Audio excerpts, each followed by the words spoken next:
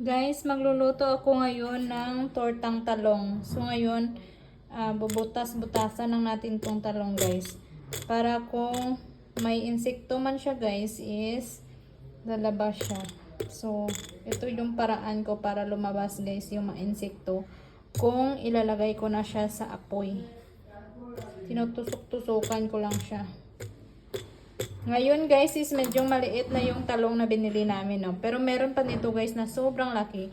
So ako lang naman kasi kakain guys. Kaya ito lang, isa lang. Katamtaman lang din yung laki ng talong na lulutuin ko. So dito ko siya guys i-roast. Dito ko siya i-roasted. Pahinaan ko lang guys yung apoy. Kasi isa lang naman yan. Tapos, hayaan lang natin din na maluto. Ganyan. Medyo matagal pa to siguro guys. Bubuksan ko lang yung chimney para hindi maamoy yung aming bahay. Ito yung hirap kapag apartment guys. Kasi maamoy yung bahay mo kung walang chimney. Kasi kulog. Nilakasan ko pala guys yung apoy niya. So, baliktarin natin. Ayan. Medyo nasunog na siya guys. Para mabilis siya guys. At saka medyo maingay din ngayon guys kasi nabukas ako ng chimney. So hayaan lang natin guys hanggang maluto. Ito siguro is malambot na dito na portion. So guys, okay na to kasi malambot na siya guys. So ayan, malambot na siya. So ililipat natin siya sa plato. Tingnan ko ito sa dulo. Okay na rin naman siya guys. Patayin ko lang guys. So iwan ko lang muna dito guys in few minutes or in few seconds.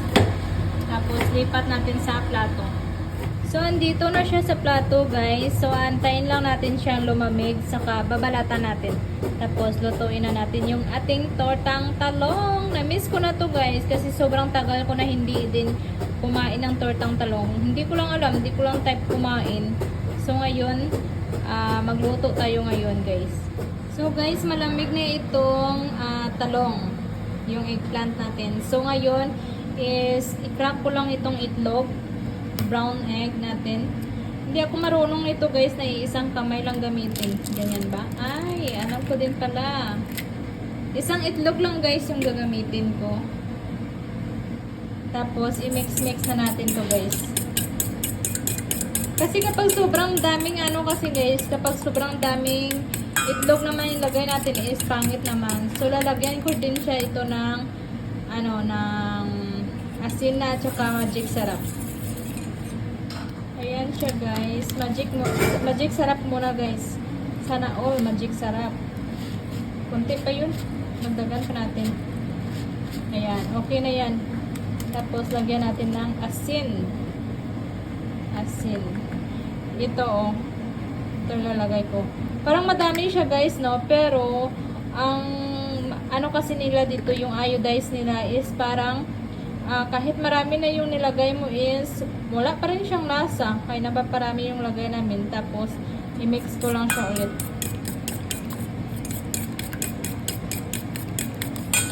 So balatan na natin yung ating talong guys.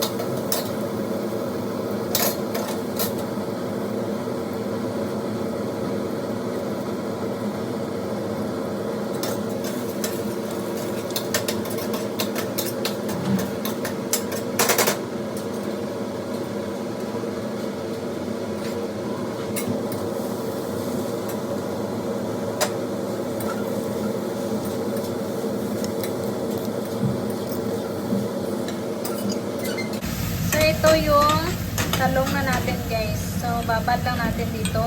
Tapos, si Indiano dito guys is nagluluto siya ng dal. At saka ito yung, tapos na yata to. Is it this one's done na? Not yet, it's hot. Hindi pa daw tapos yan guys, yung cabbage fry. Habang ako is niluluto ko, piniprepare ko din yung sa aking tortang talong guys. Si babad ko lang to guys, maya maya pag natapos na siya guys is lulutuin ko na itong tortang talong. Kasi mabilis lang naman to eh. So mabilis lang naman siya lutuin. So babad lang natin muna dyan guys. Guys, nakatapos na rin si Indiano magluto guys. Ako pinainit ko na itong pan kasi ako na rin magluluto. So lulutuin na natin yung ating tortang talong guys. Ayan siya.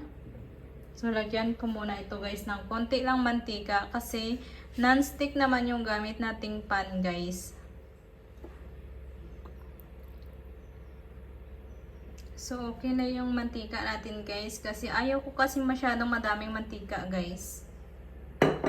So ano lang natin, pantay lang natin. Ikalat lang natin siya.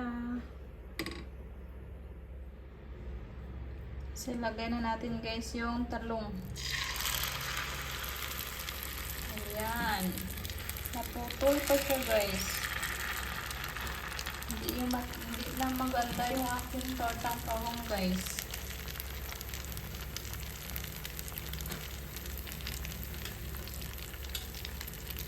Ayan siya.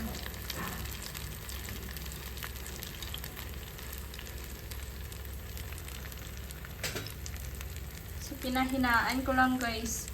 Meron pa siyang mga itim-itim guys oh. So guys, ito na yung itsura kasi binaliktad ko na siya guys. Ayan na, mukhang masarap siya guys.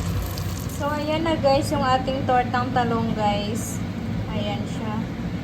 Ganito din sa kabila. Pero mamantika kasi siya guys. Ayaw ko kasi mamantika. So lalagyan ko pa to na mamaya ng ano ba ito tawag? Tissue. Tutanggalan natin ng iba pang mantika. So kainan na guys. Ayan lang. Bye!